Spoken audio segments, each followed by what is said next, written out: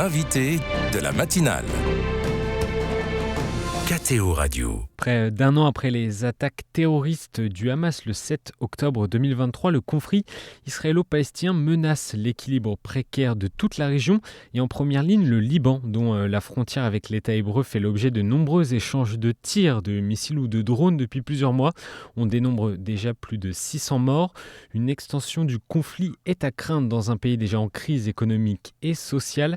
Comment les populations et particulièrement les chrétiens vivent-elles avec cette menace supplémentaire? Vincent Gelot est avec nous depuis Beyrouth ce matin. Bonjour. Bonjour. Vous êtes le responsable des programmes de l'œuvre d'Orient au Moyen-Orient. Alors, de nombreux villages chrétiens subsistent au sud Liban. Quelle est la situation pour les chrétiens dans cette zone où les frappes sont assez incessantes? Vous l'avez dit, d'abord le Liban connaît une crise économique, financière et politique depuis 5 ans.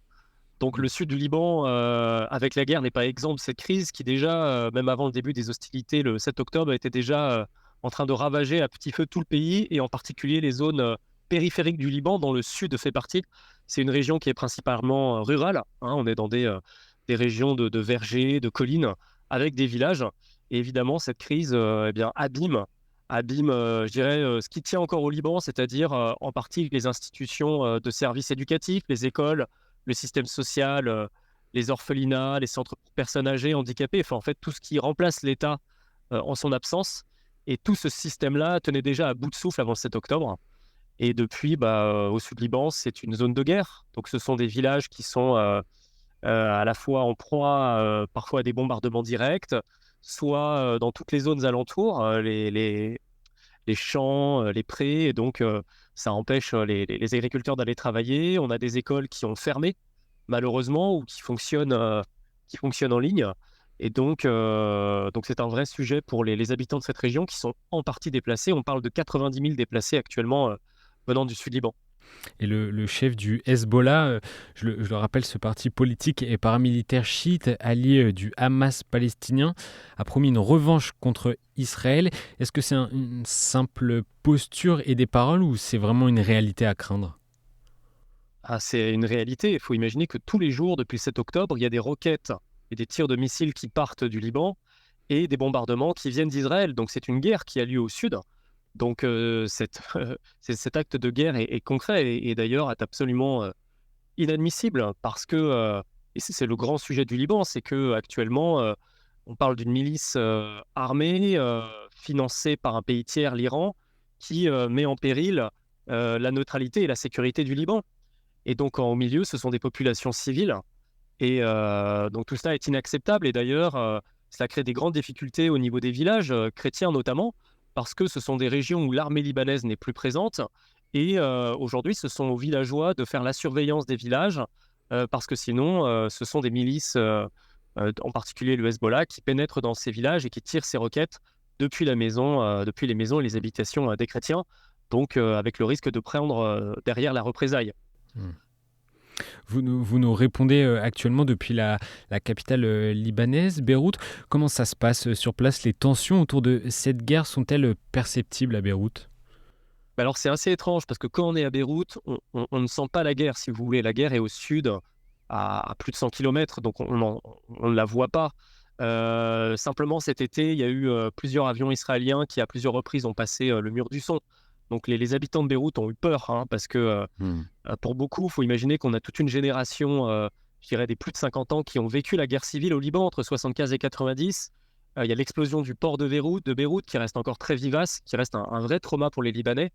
Et donc cela a pu faire monter l'angoisse. Je dirais que les Libanais actuellement savent pas trop à quel sens se vouer, si vous voulez, entre cette crise économique, financière qui les frappe, la politique. On est quand même dans un pays où il n'y a pas de président de la République depuis plus de 2 ans, donc un pays à la dérive, et puis cette guerre qui menace, et cette crainte que demain, le sud du Liban s'embrase complètement et que ce soit une guerre d'invasion, en fait. C'est ce que les gens craignent, hein, au niveau du sud du Liban.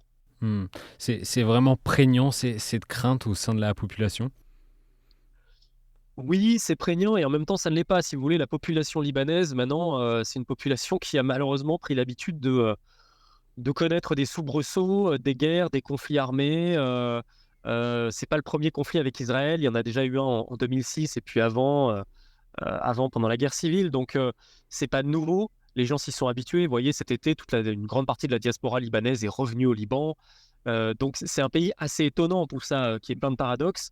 Et en même temps, les gens craignent quand même que ça ne s'embrase et tout le monde sait que du jour au lendemain, ce pays peut basculer dans le chaos. Hmm. Et en dehors même pour tout le pays, pas que pour le sud Liban, quel est l'impact de cette tension sécuritaire sur la crise économique et la crise sociétale? Je vous dis, dans le reste du pays, cette guerre n'impacte pas directement les gens. Les gens ne la voient pas. Je vous l'ai dit, c'est sanctuarisé au sud. Aujourd'hui, hormis quelques bombardements de temps en temps dans la plaine de la Beka, 2 fois depuis le 7 octobre dans la banlieue sud. Non, ce qui tue les Libanais aujourd'hui, c'est cette crise économique, C'est politique, l'inflation, oui. financière qui détruit l'inflation, mais pas que. Faut rappeler qu'il y a eu en 2019 des mouvements de manifestation contre les élites corrompues de ce pays qui tiennent le pouvoir depuis 30 ans. Il y a eu les comptes bancaires des Libanais ont été bloqués, donc les gens ont vu leur argent bloqué à la banque. En parallèle, en effet, il y a eu l'inflation, donc la monnaie la monnaie libanaise a perdu toute sa valeur. Il y a eu l'explosion du port de Beyrouth le 4 août 2020, donc ça fait une succession, si vous voulez, de difficultés qui a un impact terrible parce qu'aujourd'hui, je le disais, on a des institutions qui aujourd'hui formaient le ciment du Liban qui sont en train de fermer. Je pense aux écoles notamment, qui sont le lieu de rencontre d'enfants de plusieurs religions, de plusieurs confessions, qui ferment leurs portes. On en a aujourd'hui, on en parlait tout à l'heure dans le bureau où j'étais. Donc, si vous voulez, ces drames-là tuent les gens et puis les gens n'arrivent plus à se soigner. Donc les gens meurent chez eux parce qu'ils n'ont pas les moyens d'aller à l'hôpital. Vous voyez, c'est ça qui tue le Liban aujourd'hui. Et la grande frustration qu'on a sur la question du Liban, même nous à l'œuvre d'Orient, c'est que ce pays, ce petit pays, hein, qui n'est pas très grand géographiquement, est un pays qui a des richesses, qui a des ressources. C'est un pays qui a des bonnes écoles, des bonnes universités, qui a une diaspora, qui n'est pas pauvre. C'est un pays qui a des moyens et malheureusement, on en est aujourd'hui plus bas que terre. Et donc c'est ça qui fait beaucoup de peine. Et comment se positionnent les responsables chrétiens? Je pense notamment au patriarche de l'église maronite, le cardinal Raï. Écoutez, le cardinal Raï milite depuis de plusieurs années d'abord à la neutralité du Liban. C'est-à-dire qu'il n'y ait pas d'intervention de pays tiers dans les choix politiques qui soient faits dans ce pays. Malheureusement, cette voix n'est pas suffisamment entendue. Et aujourd'hui, on a ce fameux blocage politique, parce que je le rappelle, le président de la République libanaise doit être, selon la Constitution, un chrétien maronite. Et ce président, on ne l'a pas depuis 2 ans, en partie parce que le Parlement libanais, qui est dirigé dont le chef du Parlement est un chiite, et en fait, il y a un blocage à ce niveau-là pour choisir le président. Et donc, on est face à une élite, si vous voulez, musulmane, mais aussi chrétienne, hein, une élite politique qui préfère un statu quo, parce que on est aussi face à des groupes qui sont parfois des groupes claniques, des groupes mafieux, qui ont fait le choix du pourrissement, et donc que rien ne bouge, que rien ne change, ce qui permet de continuer, ce qui leur permet de continuer, je dirais, leur business, et qui derrière, par contre, malheureusement, tue la population parce que les choses se dégringolent année après année, mois après mois. Et si vous voulez, on a coutume d'entendre au Liban comme une petite musique que ce pays est en crise depuis 50 ans, 60 ans, en gros depuis la guerre civile. Or, la crise que traverse ce pays depuis 2019 et qui s'est aggravée avec le 7 octobre 2023 est en train véritablement de tuer quelque chose de l'âme du Liban, de détruire ce pays.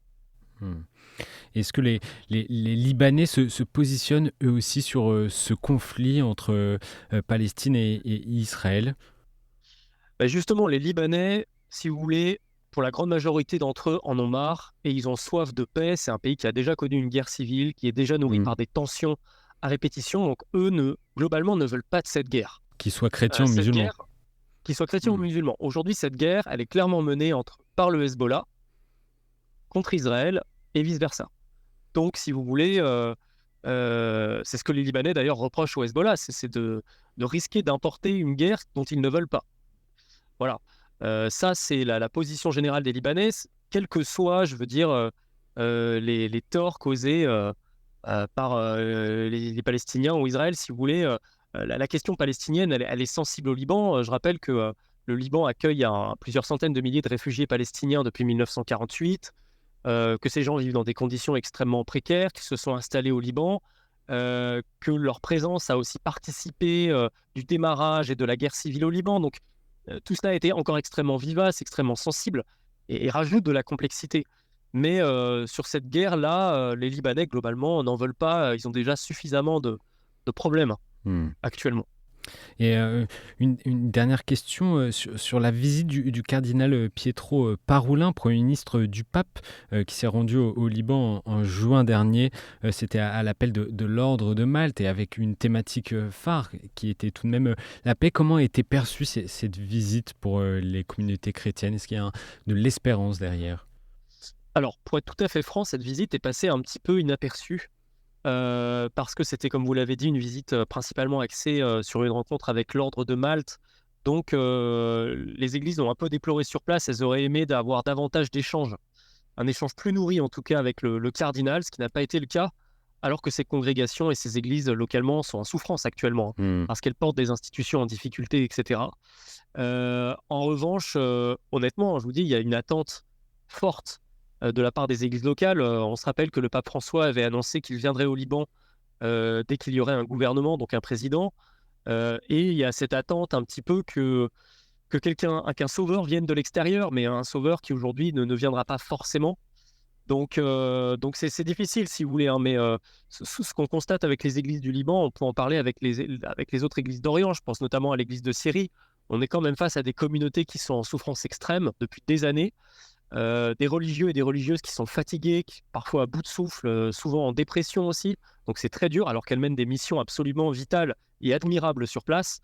Et c'est vrai que parfois, je crois qu'elles aimeraient sentir une présence peut-être plus forte de la part des hauts responsables de l'Église catholique et du pape. Oui, je pense qu'il y a une attente à ce niveau-là, une attente forte. Hmm. Mais merci Vincent Gelot pour ces éclairages depuis Beyrouth au Liban et un éclairage intéressant sur la situation humanitaire et les attentes énormes des Libanais et notamment des chrétiens. Merci beaucoup pour cela. Si nos auditeurs veulent en savoir plus sur le travail de l'œuvre d'Orient en Liban ou veulent vous aider, comment peuvent-ils faire? Alors, tout d'abord, on connaît bien à l'œuvre d'Orient les auditeurs, ceux qui regardent KTO. KTO est très suivi au Moyen-Orient et on les remercie pour leurs pensées, pour leurs prières, parce qu'on sait qu'ils accompagnent les chrétiens d'Orient et c'est très important, hein. Je vous dis souvent, il y a quelque chose de pire que la mort, c'est l'oubli. Et Hmm. donc, on leur demande, on sait que la planète est traversée par tout un tas de crises et de guerres, mais de ne pas oublier le sort des populations du Moyen-Orient, la Syrie, le Liban, l'Éthiopie, l'Arménie, tout ça. Donc on les remercie pour ces pensées et ces prières qui sont importantes, et puis également pour leur générosité. Donc ils peuvent, ceux qui le peuvent, ceux qui le veulent, peuvent nous soutenir à travers notre site internet sur l'œuvre d'Orient. Nos bureaux sont 20 rue du Regard à Paris, voilà. Donc ils peuvent aussi nous aider par voilà, aider les populations chrétiennes d'Orient, leur mission sur place à travers ce biais. Parfait. Mais merci beaucoup Vincent Gelot et merci pour ce que vous faites. Bonne journée. Merci à vous, bonne journée.